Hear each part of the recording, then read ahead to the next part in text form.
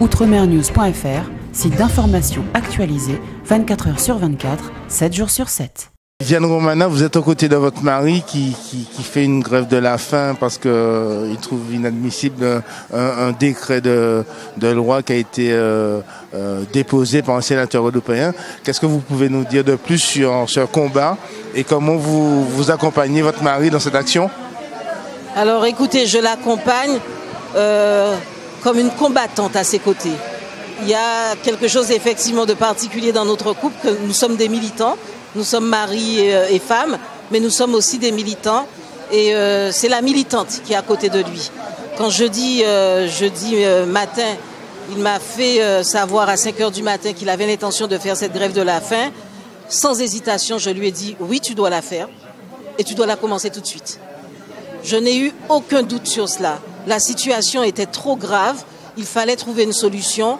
Il fallait en tout cas trouver un moyen d'exprimer publiquement ce qui se passait, ce que j'appelle moi un hold-up démocratique de la part du sénateur Félix Desplans. Et donc il fallait agir. Il fallait d'autant plus agir que vous nous connaissez, cette association, le CM98, qui existe depuis 1999. Depuis 1999, nous portons ce combat. Nous avons effectivement tenu, nos détracteurs le disent, nous avons tenu toujours la même ligne.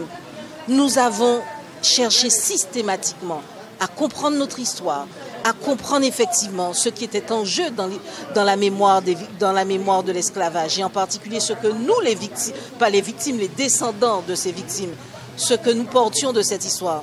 Nous faisons ce travail. Il a été reconnu, il est méthodique. Université populaire, groupe de parole, recherche effectivement des noms de nos aïeux dans les archives, avec une centaine, 200 militants qui sont là, qui tous les jours au siège du CM98 font ce travail. Nous avons pris notre temps. C'est au bout quasiment de 20 ans que les choses n'ont pas été simples. Il y a eu des divergences. Nous les avons rencontrées, nous ne nous sommes jamais affrontés au sein de cette communauté sous la base de nos divergences. Nous avons travaillé même avec ceux qui ne partageaient pas notre avis. Mais si nous sommes arrivés en 2016-2017 à proposer effectivement avec le CNMHE une proposition de loi, un amendement de la loi de 1983, c'est parce qu'elle permettait justement, parce que nous étions mûrs, nous étions arrivés au point de comprendre qu'il fallait que toutes les sensibilités soient présentes dans le texte de loi primordial. Ce texte de loi, qu'est-ce qu'il dit? Il dit en fait qu'il faut en France métropolitaine et dans les départements d'outre-mer à la fois commémorer l'abolition de l'esclavage, les abolitionnistes, mais aussi les héros, ceux qui ont combattu, bien évidemment, qui ont combattu dans ces luttes anti-esclavagistes, mais également les victimes de l'esclavage. Toutes les sensibilités sont présentes. Toutes les dates de commémoration qui aujourd'hui sont pratiquées, que ce soit dans les départements d'outre-mer, que ce soit bien évidemment en France hexagonale, sont présentes et préservées.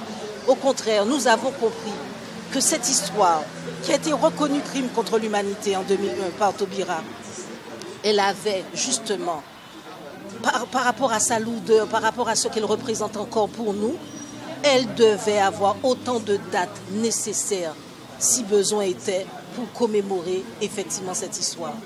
Et c'est ça que nous apportons en amendant la loi de 1983 de Mourois.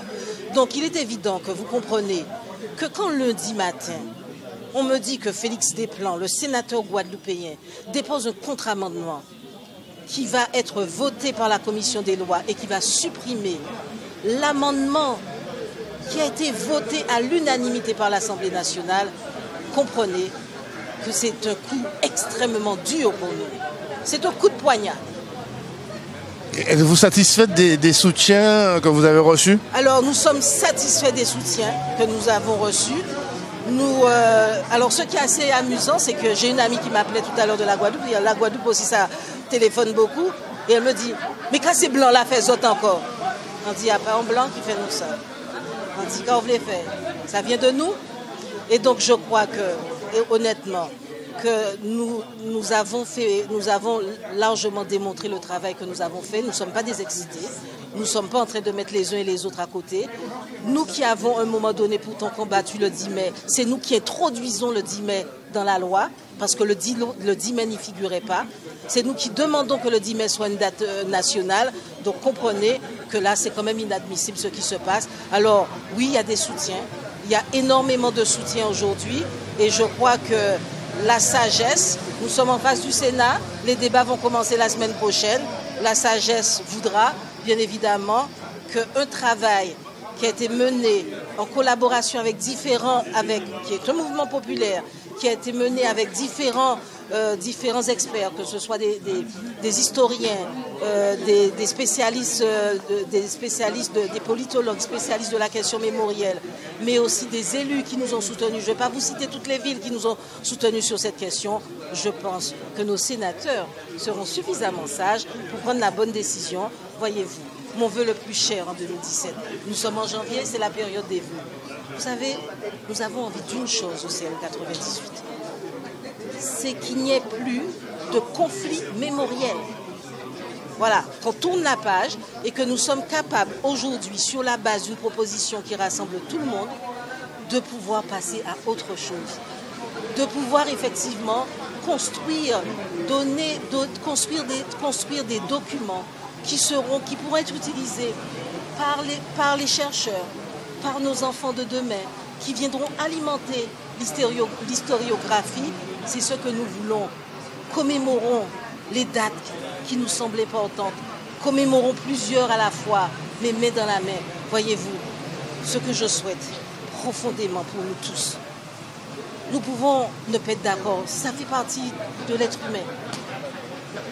Mais je crois que ce que nous devons montrer au monde, en tant que descendants d'esclaves, c'est qu'on ne peut pas nous diviser sur une question.